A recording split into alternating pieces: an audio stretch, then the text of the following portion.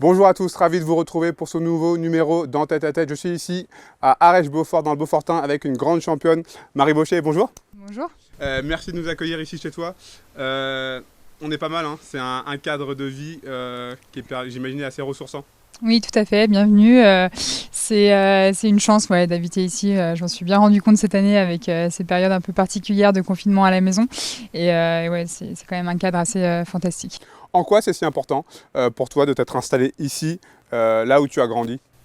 Alors c'est vrai que j'ai toujours grandi dans le Beaufortin, alors pas forcément à Arèche, mais c'était ma station. Donc voilà, c'est des repères et en fait, je pense que je suis vraiment bien ici, je me sens vraiment bien ici. Je ne sais pas si je me sentirais aussi bien ailleurs. J'aime beaucoup voyager, j'aime beaucoup voir d'autres choses, mais j'aime surtout rentrer ici et retrouver mes racines. Tu reviens d'une semaine de compétition à Saint-Moritz. Ton repère ici, c'est quoi ? C'est le meilleur moyen pour se ressourcer, pour recharger les batteries ? Oui, exactement. Alors, autre que le paysage, il y a aussi ma famille qui est là, il y a mes amis. Et c'est vrai que ça me permet aussi de rentrer du ski et de couper, en fait. Parce que voilà, je suis à la maison, mais voilà, il y a de la neige, il y a une station, mais c'est pas la compétition.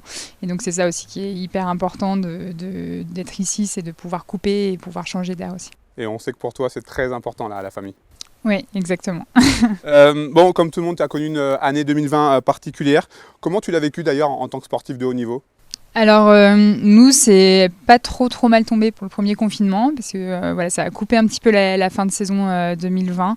On n'a pas pu aller faire les finales de Coupe du Monde, mais au final après c'était sur la période où on est censé être un petit peu plus au calme avec moins de contraintes d'entraînement. Donc en fait on pouvait rester à la maison et faire l'entretien minimum physique, donc finalement notre heure de sortie était suffisante pour les sports extérieurs et puis après on avait de quoi faire à l'intérieur à la maison et du coup j'en ai profité, j'ai bricolé, j'ai fait beaucoup d'autres choses, je me suis vraiment changé les idées sur ce premier confinement et c'était vraiment agréable. Après là, fin d'année c'est un peu plus compliqué parce que du coup on est à la veille de la saison, enfin là du coup on a commencé aujourd'hui, mais c'est vrai que du coup on est dans le rythme des entraînements, on a beaucoup de besoins, donc en fait là on est vraiment contraint et c'est un peu compliqué de gérer, d'anticiper, de planifier. Là c'est un peu même plus contraignant que le premier confinement. Puis en plus tu me disais, toi tu as l'habitude au mois de décembre de beaucoup skier. Oui, exactement. Alors normalement on fait cette étape de Coupe d'Europe et après on rentre ici pour les fêtes, pour Noël, pour le Nouvel An et moi j'en profite pour m'entraîner avec le club à Arèche ici et donc on est sur les skis tous les jours et voilà, ça fait du bien, on retrouve un petit peu une autre ambiance, on change d'équipe, on retrouve des pistes qu'on affectionne particulièrement et voilà, c'est une période qui fait beaucoup de bien pour la confiance et là ça va être compliqué quoi. Donc ça je pense que ça va être vraiment dur à gérer et le mois de janvier va être plus difficile à appréhender sur ces 2 semaines de ski. Les championnats du monde de parasport de neige de Lillehammer 2021 ont été reportés en 2002. C'est quoi ? C'est un coup dur ? C'est partie remise ? Comment tu le vois ? Alors sans dire qu'on s'y attendait, on savait que ça pouvait arriver, donc moi je m'y étais un petit peu préparée. Clairement aujourd'hui l'objectif c'est les Jeux de Pékin en 2022, donc voilà, les championnats du monde c'était une étape, l'étape est toujours présente, c'est juste que ce sera 2 mois avant les Jeux, donc du coup l'année 2022 il va falloir être vraiment présent sur le mois de janvier et sur le mois de mars pour ces 2 gros événements. C'est un peu perturbant parce que voilà, ça change du schéma habituel où on a les mondiaux l'année avant les Jeux, on devait aller sur les pistes des Jeux aussi à Pékin au mois de mars, ça a été annulé, donc en fait ça change beaucoup de repères et beaucoup le schéma habituel, mais voilà, ça va aussi demander beaucoup d'adaptation et on verra qui est les meilleurs à ces Jeux-là. Est-ce que pour toi, en tant que sportif de haut niveau, tu dirais qu'il y aura un avant et un après Covid-19 dans la pratique du sport de haut niveau ? Oui, je pense forcément, comme il y aura un avant et un après dans nos vies en général. Voilà, et là on voit déjà à Saint-Moritz, il n'y avait plus les remises des prix, il n'y avait pas ces accolades qu'on peut avoir d'habitude, il y a beaucoup plus de distance entre les athlètes, entre les équipes, on perd complètement cet aspect convivial aussi qu'il y a sur ces circuits et donc c'est vrai que ça perd un peu de sa magie, mais voilà, je pense que ça va nous faire aussi réfléchir sur d'autres choses, sur peut-être les déplacements. Là, on a quand même trouvé comment s'entraîner en Europe sans aller en hémisphère sud. Donc peut-être que ça va amener des réflexions un peu nouvelles dans le ski et dans le sport de haut niveau en général, dans la pratique, dans l'organisation de tout ce milieu. Donc voilà, peut-être qu'on en sortira des choses aussi très positives. Alors pour ceux et celles qui ne le connaîtraient pas, je vais rappeler ton ton palmarès de manière non exhaustive. 8 fois championne paralympique de ski alpin, 21 titres de championne du monde, 8 gros globes. J'imagine qu'on t'a déjà posé cette question, mais quand on a gagné tout ça comme toi, qu'est-ce qui te motive encore à 26 ans à continuer à faire des sacrifices, à continuer à t'entraîner aussi durement? Je pense que c'est parce que je suis pas encore arrivée au bout de ce que je voulais faire sur les skis. En dehors des résultats, là je parle vraiment sur un aspect très technique. Je sens que j'ai encore cette marge de progression et je suis vraiment agacée des fois quand j'arrive en bas des courses et que j'ai pas fait mon ski, que je me suis pas exprimée. Donc en fait je pense que le jour où j'aurai atteint ça, j'arrêterai. Vraiment tant que je sens que j'ai cette marge de progression, pour l'instant ça me stimule encore assez pour continuer. Tu pensais que ça viendrait plus tôt, cette envie de stopper ou... Elle est pas loin quand même. Pas loin.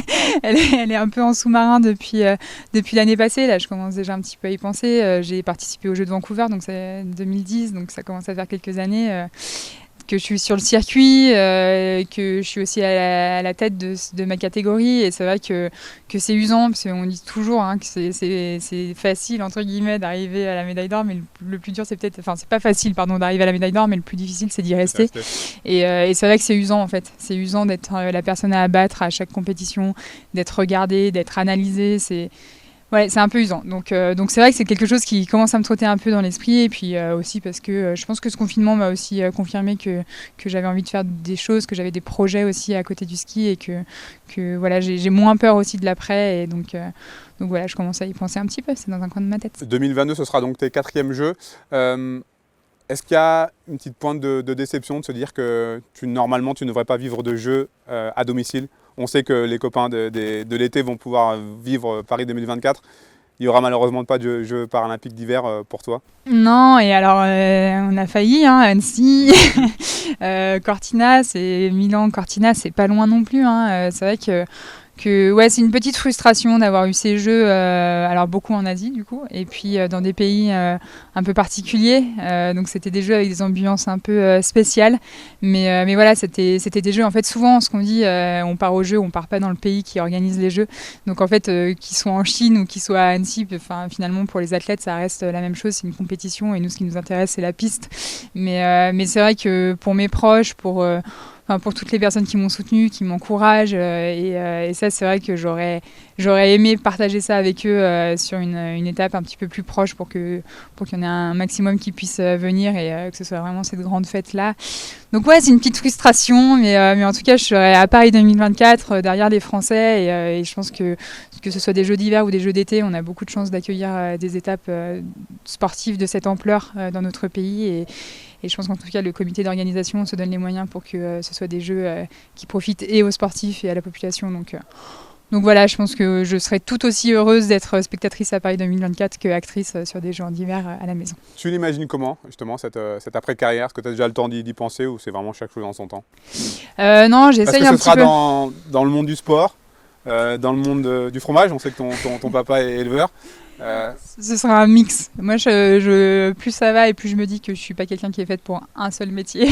Je pense que j'ai besoin d'avoir beaucoup de variations, j'ai besoin de bouger, de mouvements, de choses très différentes. Donc il y aura un peu de sport, je pense. De là à ce que ce soit du sport de niveau, je sais pas. Le métier de coach pourrait peut-être m'intéresser, mais je suis même pas sûre. Enfin voilà, il y a des choses qui commencent un peu à faire leur bout de chemin, mais ce sera pas loin d'ici en tout cas.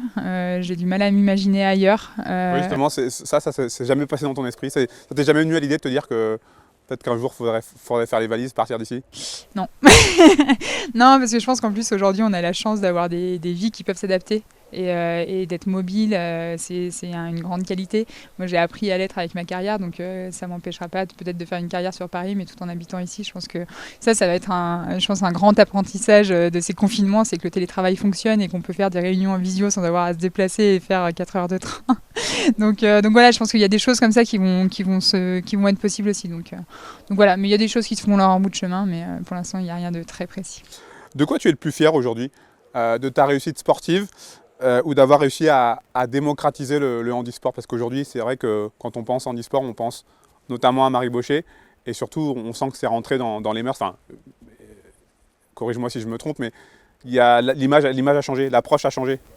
Oui, complètement. Mais après, l'un ne va pas sans l'autre, donc je suis avant tout fière de mon palmarès, fière de cette carrière qui n'est pas terminée mais qui est déjà assez extraordinaire. Et en fait, j'ai cette chance-là aussi de pouvoir me dire que je peux arrêter demain et d'avoir gagné tous les titres que je pouvais gagner sur les skis sans en avoir jamais vraiment rêvé. Au final, j'ai jamais vraiment pensé, je pense en étant petite, que je serais un jour au départ des Jeux et que je gagnerais des médailles d'or.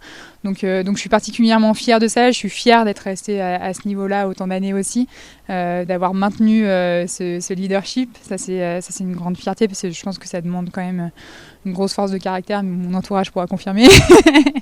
Mais après, voilà, je suis aussi vraiment touchée quand je reçois des témoignages de gens qui ont été inspirés par ma carrière, qui ont été inspirés par ce que j'ai pu faire sur les skis, sur les messages que j'ai pu porter sur le handisport. Je pense qu'on est plusieurs ambassadeurs aujourd'hui et en tout cas, moi, je suis fière d'en faire partie, mais surtout très honorée d'avoir été aussi un peu élue par les médias, par les Français, comme ce porte-drapeau du handisport, parce que c'est une cause qui me tient à cœur. Et puis c'est un milieu qui m'a tellement apporté que je suis contente de pouvoir lui en rendre un petit peu. Un mot sur cette équipe de France, parce que voilà, l'après Marie Baucher, on sait qu'il s'inscrira en lettres d'or, puisqu'il y a derrière ça pousse, et il y a vraiment un vrai, très, très bon niveau, que ce soit en ski, que ce soit en snowboard, que ce soit voilà, en biathlon. Il y a un vrai niveau en équipe de France. Oui, complètement. Le handisport se professionnalise vraiment. Donc on voit que les équipes évoluent, la relève arrive, il y a des jeunes qui nous voient aussi à la télé, hein, mine de rien. On vous remercie de nous médiatiser parce qu'en fait, ça permet aussi de toucher un public un peu plus large et donc de pouvoir recruter aussi des petits jeunes qui disent mais pourquoi pas moi. Donc aujourd'hui, les équipes de France sont plutôt en bonne santé. Après, rien n'est jamais gagné. Donc voilà, j'espère vraiment que ça va continuer à se bousculer dans le portillon derrière et je sais que voilà, moi je partirai assez sereine parce qu'aujourd'hui, on a une équipe qui est structurée et on a de la relève qui arrive. Dernière question que j'ai l'habitude de poser à mes invités. Elle est encore plus de rigueur en ce moment. Qu'est-ce qu'on peut te souhaiter pour 2021 ? J'imagine beaucoup de réussite sportive dans la vie privée, dans la vie professionnelle. Continuer sur cette vague et puis être au top pour 2022. Oui, exactement. T'as tout résumé. Merci beaucoup, vraiment sincèrement, Marie, de nous avoir accueillis. Merci d'être venue. Merci de nous avoir partagé un petit peu ton univers. Et puis, on te souhaite évidemment plein de belles choses. Bonne continuation pour la suite de ta carrière. On te reverra, j'espère, avec plaisir sur l'antenne de 8 Mont-Blanc. Merci à vous. Merci à vous, merci de nous avoir suivis. On se retrouve évidemment très rapidement sur 8 Mont-Blanc pour un nouveau numéro dans ta tête.